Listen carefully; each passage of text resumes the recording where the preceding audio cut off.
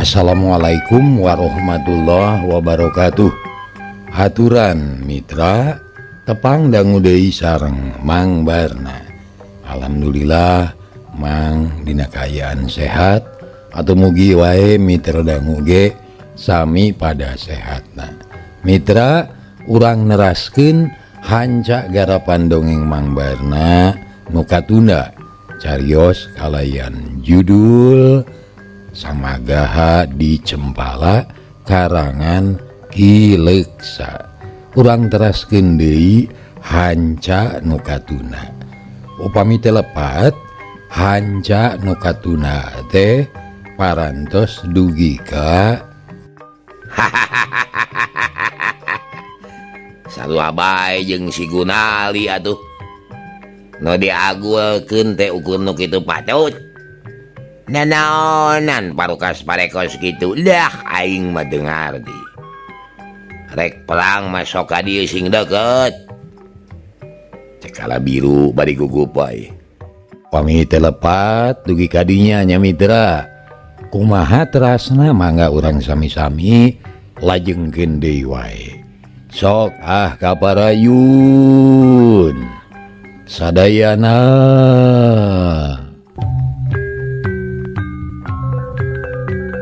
Ih setan deh. Ngahina sia gaing. Yo. Jurus panganteur ka neraka ieu. Sabrut. Braja geni nubruk bari ngagunakeun jurus simpenan anu mati.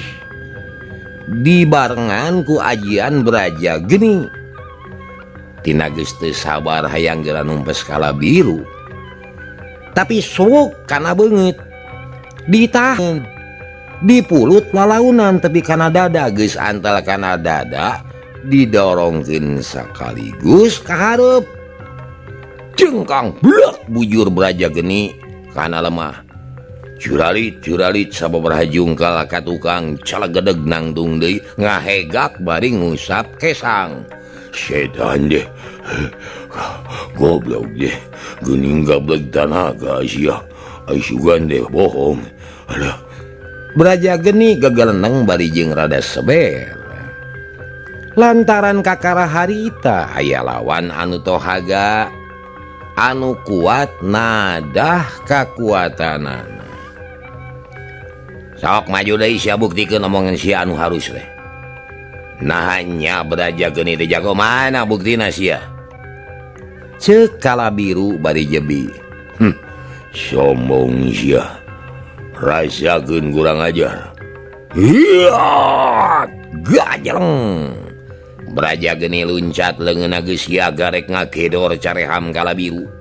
Tapi kala biru teu gedag bulu salambar. Nenyo leungeun batur nyewuk teh ukur ngakilek we saeutik. Kak gelang Braja geni teh ditewak langsung dijungjungkeun sarta dipuihkeun luhureun sirah. Naonan sia ieu teh? Braja geni reuwas.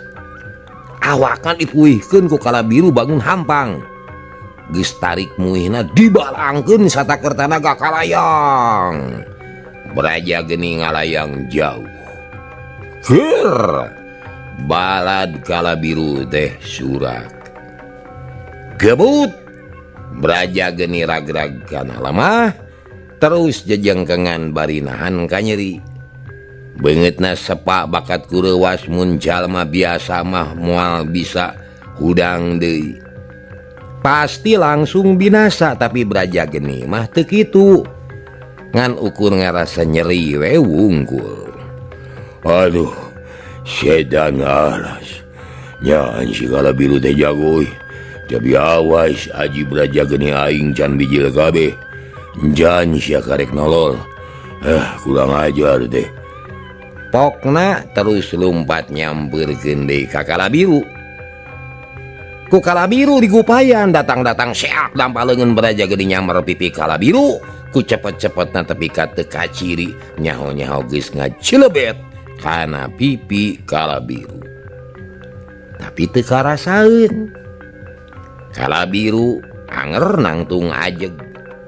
Panonna melong ka Braja geni ari Braja geni panasaran.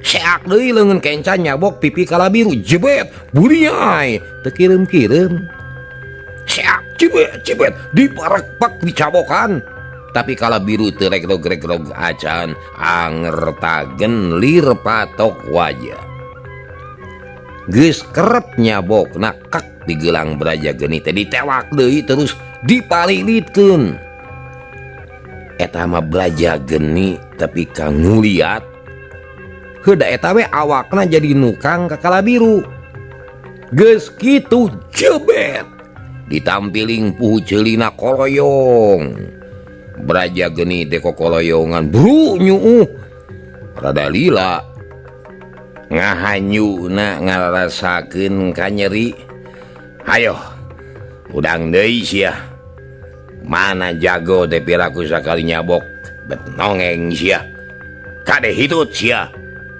ceuk Kalabiru bari nyerenge ger nu lalajo surak malah aya nu ting jorowok moyok Braja Geni era cenah euy manya patih jago ngadon nyungkur hudang euy hudang era ku kumis atuh euy era ku dedegan atuh euy kalah we nyebut jago geuning buktina mah euy epes meer euy pada mayokan kitu cek nu moyok atuh pudig-dig Braja Geni teh nafsu tuluy cengkat bari ngagibegeun awakna kanyeri sapada harita leungit gegag ngadeuketan deui ka Kalabiru adi Kalabiru mah tetep tagen teu riuk-riuk sak sia maju deui wani mah kurang ajar sombong sia aing memang ngaku karena kekuatan awak sia tapi coba rasakeun keris aing anu mati nu geus kungsi megatkeun beuheung jawara gahot cek Braja Geni bari seret nyabut keris si Karaha menang mulung ti dasar sumur racun teh mitra kaum dangu eta keris rupana goreng patut karancang jeung karahaan tapi manuatna luar biasa sing saha nu katoel ku eta keris tan wane bakal paragat nyawa sabab eta keris teh apan ngandung racun anu kacida jahatna tapi Kalabiru makalah nyerenge beakeun kapanasaran sia bisi kojor manten sok petakeun naha nya mati ceuk Kalabiru bari nulak cangkeng beuteung nu budayut ngabeneleh bujana temong Braja Geni kakerot asa dihina ret kana bujala Kalabiru teu tatapasini deui sabrut surubuk keris lempeng kana beuteung tapi konyonyon gawas nyuduk karet ditarik teh kulitna lita deui Braja Geni panasaran seak sakali deui tanaga dikerahkeun tapi geduk burinyai bijil cahya kawas nyuduk batu karang mana bukti dah keris-keris butut kuterak padang seukeut ge kana awak aing mah teu beukieun ceuk Kalabiru mondong sombong sia rasakeun sakali deui seak Braja Geni nyamer deui ku keris nu diarah teh beuheung Kalabiru tapi Kalabiru teu ngejat malah ngahajakeun sirahna tangah meusan atuh bray beuheungna temong gonok lakina sidik pisan geduk keris nyuduk kana alak-alakan tapi teu teurak deui wae Braja Geni can beak kapanasaran seak deui kana iga burung Kalabiru tapi nyoredat kawas nyuduk batu marmer tungdungna Braja Geni amek lung keris dipiceun gabrug ngarontok ka Kalabiru mendingan sakilat Kalabiru di pangku beluar dibalangkeun. Ari Kalabiru terwas-rewas acan gancang ngawatek aji hampang raga menang napaan bulan-bulan. Awak nu sakitu gedena teh hampang alabatan kalakai atuh dibalangkeun teh ngoleang hampang. Terus jujur walitan ari cele teh kana lemah nangtung deui kawas tadi. Braja geni olohok teu nyana bakal papanggih jeung musuh anu sakitu kuatna. Teu sadar pok ngomong sorangan hebat cenah. Pokna terus unur-unuran boga rasa yen dirina moal mampu. Sabab ajian nu jadi andalan geus teu mampu. Mun dipaksakeun pasti manehna anu binasa. Lat poho kana janji yen cadu mundur mun maksud tacan laksana. Tapi nenyo musuh tanggoh mah poho kana naon-naon. Balicet berengbeng lumpat sataker tanaga geus teu era teu naon-naon dah hayang salamet. Atuh ger balad liwung manuk surak ayeuh-ayeuhan mani eak-eakan. Moyok ka Braja geni nu ngacir mani ti babaranding. Jago kahot anu pada ngameulan pada mika gigis mika gimir. Ayeuna mah ngabecir teu era ku kumis baplang. Kalabiru colohok teu percaya kana tetenyoanana.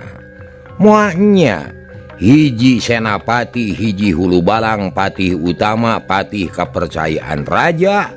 Tapi ka ngacir ti medan perang.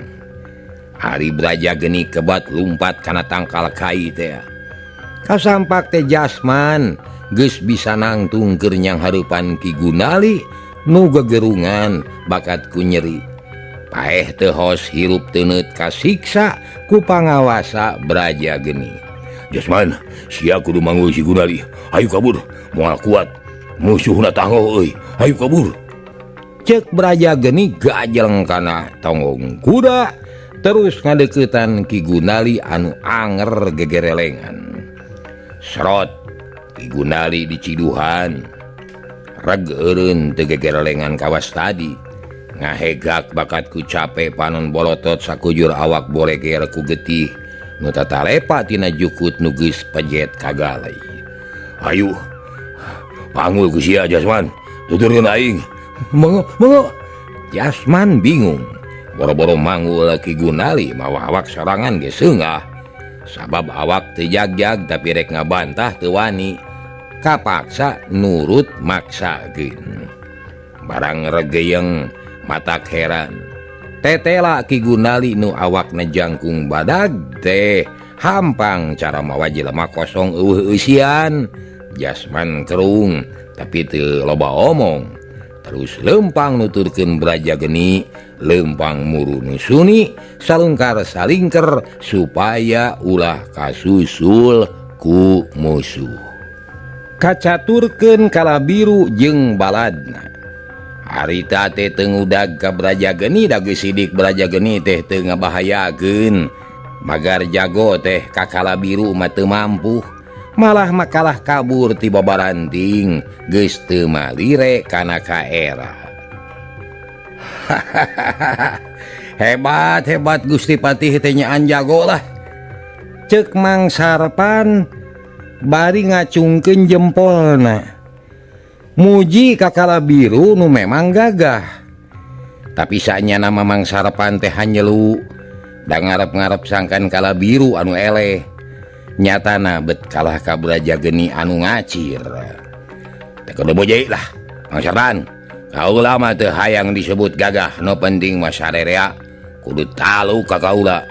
Sing saha nu wani ngabantah nyawa debusanana daina. Hayu urang balik heula euy. Ceuk Kalabiru kalah ngajak balik ka nagara liwung manuk. Mang Sarpan can bea kapanasaran. Kumaha tanggal walara ka Kanjeng Raja yeuh? Apa si Braja geni teh teu kasanak? Margi nu kakuping pun Mang, gambaran teh kedah tiasa ngajingjing hulu Braja geni. Ari ayeuna lengok kumaha tuh? Gampang. Geun kaula nu tanggung jawab hayu. Urang balik. Balad nu tatu garotong nu maot oge bawa sakalian. Mangga Gusti mangga. Da parantos ngadamel tanu sapalih. Cek mangsarpan bari terus nyamperkeun ka para prajurit terus nepikeun parentah ti Kalabiru. Pahibut nu beberes nyieun tandu ku awi keur ngagotong nu tatu oge keur ngagotong nu geus maot nu kasamut di pangperangan. Saenggeus tarapti bring init bral mia ngalut ngeunggeuy ngabandaleut ngemat-ngemat nyatang pinang balik ka liwung manuk.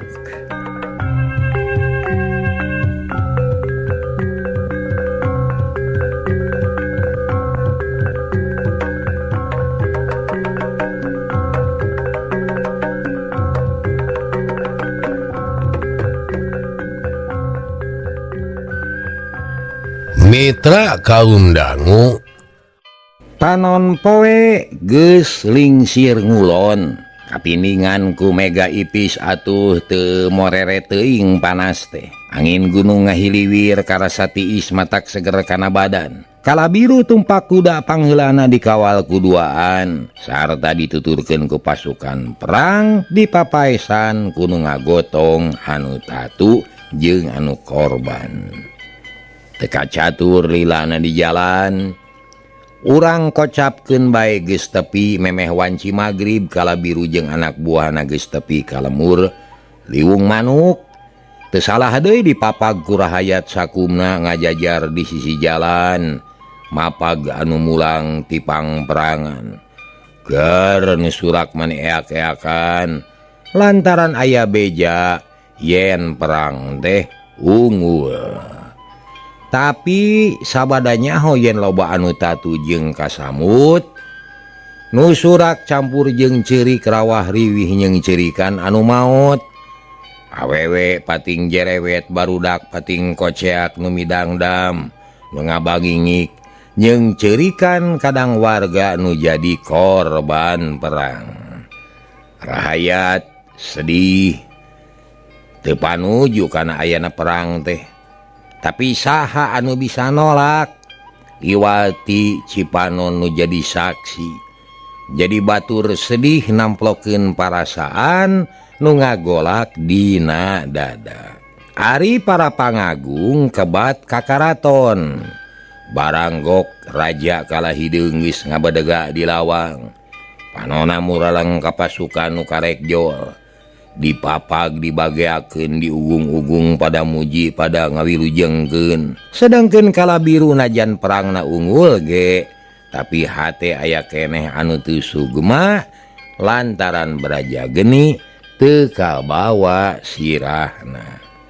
Serog ka payunan raja Kalahideung cedok nyemah. Mun geus deui awan anu kapi unyuk yeuh langkung ti payun sadaya-daya nyangakeun ka kersa Gusti. Abdi teh rumaos teu tiasa nyumporan pamunut. Cek Kalabiru karumasakeun teh bisa nadunan pamenta raja. Rai Baji, coba geura nyarijan urang ka boy lah. Kumaha lakon perang. Nah, eleh teu meunang. Siapa benajan kaula geus ngadenge surakna rakyat. Tapi lamun can meunang laporan di Andika, kaula teh tacan percaya yeuh. Unggul Gusti, unggul. Pasukan musuh teu aya nu nyesa. Iwati gegedugna nyatana si Brajageni. Ta ieu yeuh nu janten emutan abdi teh. Margi si Brajageni teu kajingjing huluna ka dieu teu kasangakeun ka kagambaran. Hapunten anu kasuhun, kumaos teu tiasa nangkep lah. Ceuk Kalabiru tetep ngarumasakeun kurang mampu. Teu naon-naon ini paman Baji lah. Kun bae si Brajageni mah. Teu beunang oge. Nu penting mah di mana urang nempuh cempala. Manehna ulah ngagokan deui ka urang. Supaya tujuan jeung cita-cita urang lancar. Kumaha kira-kirana nah lumpat ka mana teh si Brajageni teh? Duh ka Gusti teu katinggal kaburna. Nanging upami peryogi dibujeng ka bumina abdi sangem. Margi aya ponggawa nu tos terangeun ka kapatihan. Yakeun bae we heula lah. Ayeuna mah ruruh we atuh lah. Nuhun lah. Geus bisa ngajalankeun pancen kalayan hade. Timalan Gusti. Patih Kalabiru atoh meunang pamuji. Satuluyna Kala Hideng jeung Kala Biru reureuh di jero karaton. Dijamu ku rupa-rupa kadaharan anu ngeunah meni sagala aya, kayaning gegetuk, awug, katimus. Dengereuna Putri Noong jeung sajabana. Kitu deui para prajurit dijamu dipupujuhkeun lantaran capek kana tas mulang ti pangperangan. Nu tatu diubaran para dukun, para tabib anu ngarti kana ilmu pangobatan dikumpulkeun. Sinangubaran anu tatu nu maot dikuburkeun di pulasara sakumaha mistina. Di karaton rame kunusukan-sukan suka seuri gogonyakan. Ting palenyun udud bari nyaritakeun pangalaman masing-masing. Atuh para penggawa kerajaan Sukabunga, para menak Sukahati. Tapi di imah-imah nu aya di padesaan, di pakampungan anu jauh ka pusir dayeuh, rame teh lain kunu Sukaseuri, tapi rame kunu midangdam. Sasambat kanu geus maot kasamut di pangperangan. Aya anu nyengcerikan anakna, aya anu nyengcerikan salakina. Kulawarga sejena kumpul ngariung ngahibur nu kapapatenan. Kitu kaayaan nagara Liwung Manuk, nagara anyar nu ngadeg di jero nagara. Kaayaanana estu patukang tonggong, aya anu senang, aya anu susah, aya anu seuri, aya anu cirik. Kacaturkeun di puseur dayeuh Cempala, loba rahayat ngagimbung hareupeun karaton ari nu jadi sababna kabeh ngarasakeun. Ku ayana kajadian perang di Tegal Simet, nu pangheulana lapor ka penggawa teh budak angon, norek ngangon doma teu tulus. Sabab loba prajurit sarta terus perang campuh. Norek ka kebon, rek ngalasuluh atawa ngarit. Loba nu nyaksian ti kajauhan, loba nu lalajo ti kaanggangan. Terang-terangna sora pedang, ting jorowokna anu tatu kadenge kanu jauh. Atuh aya beja kitu teh Kanjeng Raja Jakabumi kaget. Anjeunna kaluar ti karaton dikawal ku Ki Sarja jeung Ki Mursila. Para penggawa sajena ngajajar kenca katuhun nunggu timbalan. Nah rek kumaha tindakan raja. Di pakarangan reg Kanjeng Raja liren, ngahuleng bangun bingung nah kudu kumaha ari geus kitu. Ki Sarja, coba kaulah bantuan mikir ieu. Nah kudu kumaha ari geus kieu. Nah perlu ngirimkeun prajurit ka Tegal Simet. Nan Gusti ku emotan abdi mah asa teu peryogi lah. Ayeuna mah sawias antep bae. Engke oge tangtos bakal aya wartos nah kumaha jantena, saha nu kawon saha nu unggul. Kitu jawab Ki Sarja. Manehna mah teu ieuh bingung. Da meunang ngadukeun manehna keneh, malah mah bungah we nu aya sabab Kala Biru jeung Braja Geni geus bentrok. Mun kitu caranya, kudu ngirim utusan pikeun ngayakinkeun kitu kieuna. Leres Gusti, kedah ngintunkeun utusan bae. Nya baik atuh milih anu beunang dipercaya. Sumangga kaulanan Gusti, cek Ki Sarja. Terus ngadeuketan ka hiji mantri, badami leutik sakedeung putusanana mantri nepakeun parentah ka Hulu Balang. Terus ngutus 2 prajurit petingan ka medan perang ngintip kajadian di Tegal Simet. Atuh geus kitu mah Kanjeng Raja teh kalebet deui. Diiring ku para ponggawa menak nagara. Brek caralik di karaton. Jempling teu aya nu nyarita. Sawangan masing-masing kumalayang ka Tegal Simet. Kanjeng Raja ngaraos hariwang, boh bilih peperangan teh tepak ka nagara ngabarerang kanu sejen. Tapi Kisarja jeung Ki Mursila ngayakinkeun yen moal ngabarerang kanu sejen da ieu mah sidik. Pacekcokan dua pihak antara Kalabiru jeung Braja Geni. Atuh sajabati kitu dan bakal amuratel ka jero nagara ge tentara Cempala nu satia keneh geus disiagakeun. Heuleut sawatara jam kurutak utusan teh datang kebat ka jero karaton ngadeuheus ka Kanjeng Raja nyapuguh we sarerea teh mani curing hak. Pada hayang geura nyaho kana beja anu dibawa ku utusan. Bagea Ponggawa, kumaha bejanya di Tegal Simut? Kanjeng Raja oge geus teu sabar. Gasik mariksa ka eta utusan cedok atuh duanana nyemah sarta pok anu saurang mah laporan. Dan Gusti, unjuk kuninga rehna peperangan teh paranto serengse nu unggul pihak Kalabiru. Juragan Pati Braja Geni teh rumpat anak buahna gempar sadayana. Mayit teh patulayah di Tegal Simut, kitu kaula nun. Ceuk eta utusan bari cedok nyemah deui. Kameranya balad Kalabiru initnya. Rupina mah mulih ka nagarana da nu tatu sareng nu kasambut di Garotong di Caranak Mulang. Kumaha kira-kiranya nah moal ngabahayakeun ka urang? Duh ka Gusti, utusan teu bisaeun nangtukeun. Kanjeng Raja ngahuleng atuh. Ngemutan pilampaheun. Nah kudu kumaha tindakan anu meurna. Sabab geus jelas. Kalabiru teh lain antepeun. Kasalahanana geus nyata ngadegkeun nagara di jero nagara. Para penggawa simpe teu aya anu nyoara malah Kisarja jeung Ki Mursila ge teu ngomong harita mah. Estu percaya penuh kana kawijaksanaan Kanjeng Raja. Nya akhirna Raden Jakabumi sasauran deui. He para penggawa Cempala, para abdi anu satia. Ayeuna mah kieu we parentahkeun ka rakyat desa anu deukeut ka Tegal Simut pikeun mulasara mayit anu bayatak di Tegal Simut. Sabab najan kumaha bae oge eta teh mayit manusia.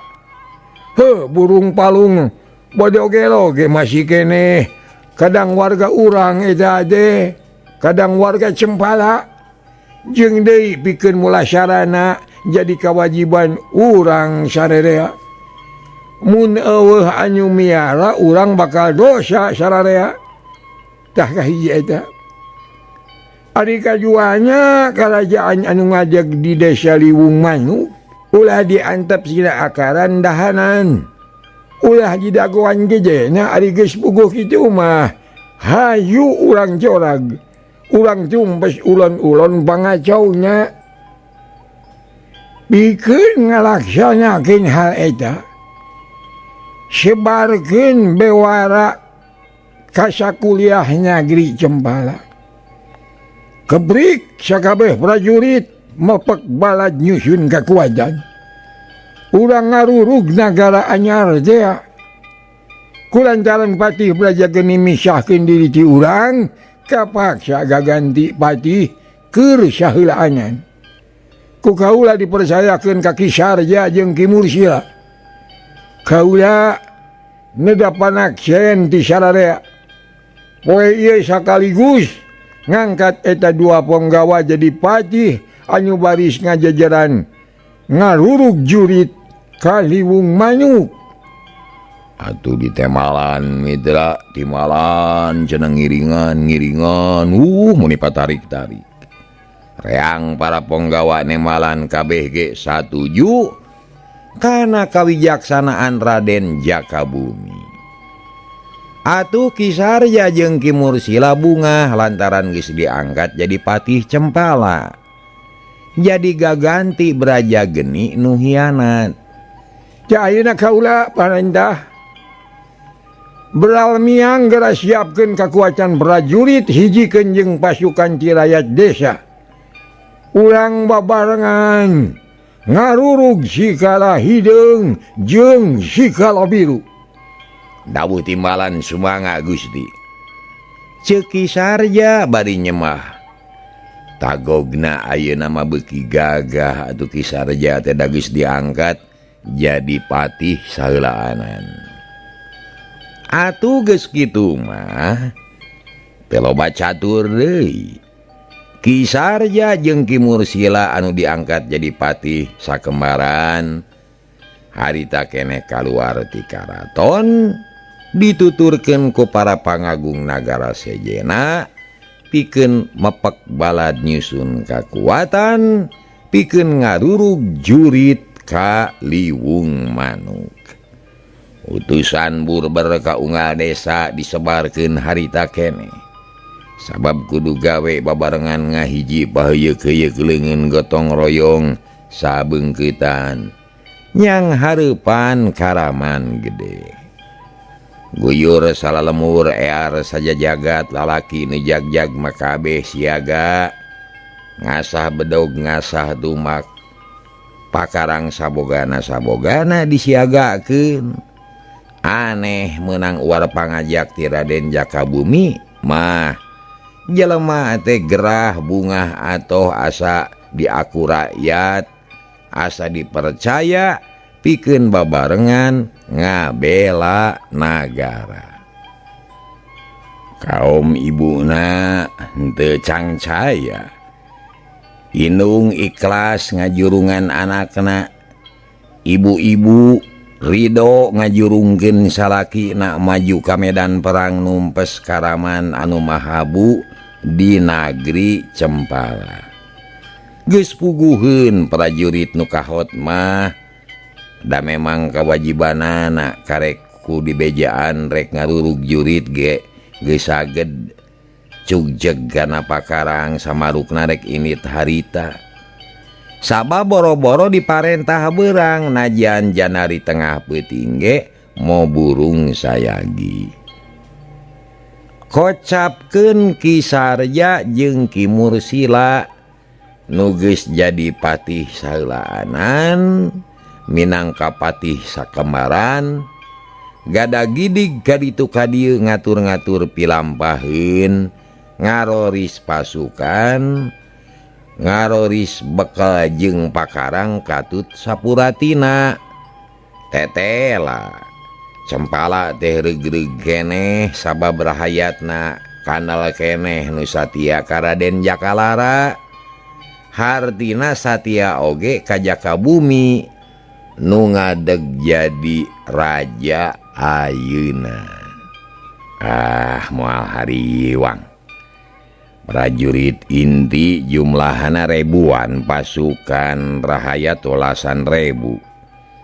Piraku make teu mampu pikeun nangkal kalah hideung ditangkep urang temongkeun ka sararea yen urang teh teu sieun temongkeun ka sararea. Utamana pisan mah anu boga niat jahat sok babarengan urang mepek balad urang hijikeun kakuatan temongkeun yen urang teu sieun ku gangguan-gangguan anu model kitu. Utamana tinu rek niat jahat ngahaja ngacaukeun akidah urang. Tong sieun urang kudu wani. Ceuk para patinggi karahayatna anu satia. Kisarja gede hate dina kituna mah da balad loba pisan sarta kabeh sumanget naker. Tapi rek kumaha carana urang teh nah rek ngarurug jurit ka Liwung Manuk atawa rek ditangtang sina datang ka dieu. Cek Ki Mursila. Mending ge urang lurug ka nagarana we lah. Da loba ieu balad mah atuh sajabati kitu urang teh ulah sieun. Sabab tentara nu aya di Liwung Manuk moal ngalawan ka urang. Da geus dipapatahan eta teh supaya nyani wara. Atuh anak kitu mah kudu ngirim utusan ke Liwung Manuk. Heueuh mere iber yen rek diurug jurit kitu. Tak kudu. Keun bae sikala hideung jeung sikala biru sina senang-senang heula mun sila keun antep keur senang-senang urang tarajang. Teu kudu peuting beurang we ngaracaang. Ceuk Ki Sarja dari anaker nyarita ka Ki Mursila. Atuh geus putus kitu mah dua patih teh baralik heula ka imahna sasadiaan pikeun miang ka medan perang. Keris dikosok ku jeruk nipis, pedang diasah, baju naon gitu dielapan, pokona mah supaya bersih we. Gancangna carita cunuk waktu ningang mangsa nitih wanci nu mustari. Tapi kana waktu anu geus ditangtukeun. Torotot sora tarompet, turuk-tuk sora tamur, tangara rek init perang. Legedet pasukan prajurit utama bijil ti asrama ger surak meninga guru asa ka init. Tameng ditakolan ku bahu tumak. Legedet pasukan rakyat pakarangna campur aya pedang aya bedog tumak kuli jamparing jeung bandring gada kecrik jeung sajaban aya mah kecrik segala rupa mitra. Ratok narakolan kohkol awi surak eak-eakan kawas rek arak-arakan teu jiga-jiga rek init perang. Teu sieun teu keueung padahal mah ngadeuketan kana ajal. Nyamperkeun malakal maut sing saha anu geus deukeut kana ajalna tinang tu bakal balik ngaran. Tapi eueuh nu inget kadinya bunga we nu aya malah nu lalajo ge milu suka kaleprok bari surak aya oge anu gugupai mileureuyangkeun jajab ku pangdoa ka pasukan nu rek miang ka medan perang. Barisan prajurit utama eureun heula di alun-alun ditumu ku pasukan rakyat. Nya di dinya dipariksa heula ku patih aya sababaraha ribu jumlahna. Atuh tetela leuwih ti cukup keur nempuh Liwung Manuk mah asana moal beak saparapatna. Sakabeh kakuatan tentara Cempala dibijilkeun. Pasukan kuda, pasukan tumak, pasukan gada, pasukan panah jeung pedang diatur sakumaha mistina. Geus kitu patih Ki Sarja lapor ka Kanjeng Raja nu geus sagedang dan sabab keukeuh palai ngiring ka medan perang ngajejeran rahayatna. Kumaha patih? Geus daratang kabeh prajurit teh. Man Gusti sadayana parantos siaga. Kantun ngantosan timbalan gambaran. Temal Ki Sarja bari nunjuk ka alun-alun ka prajurit anu naklek mang rebu-rebu. Mun geus sayagi mah hayu urang init. Tapi andika ulah jauh ti kaula patih. Mangga Gusti, mangga.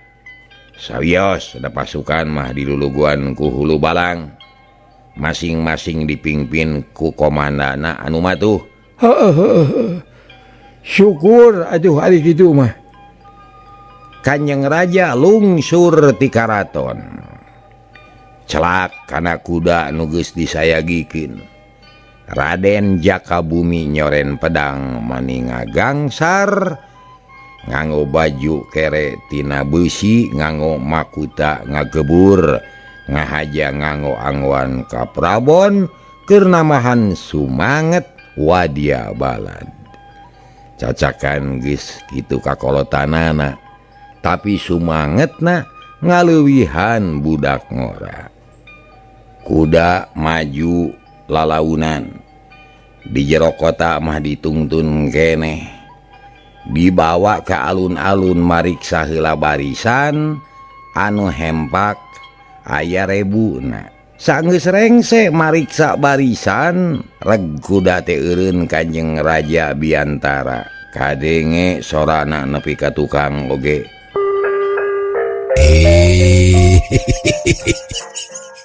Cager para mitra hanyakal kabujeng nengnong. Hatur nuhun kana perhatosanana, insyaallah enjing tepang dangu deui. Billahi taufik wal hidayah. Assalamualaikum warahmatullahi wabarakatuh. Ciao.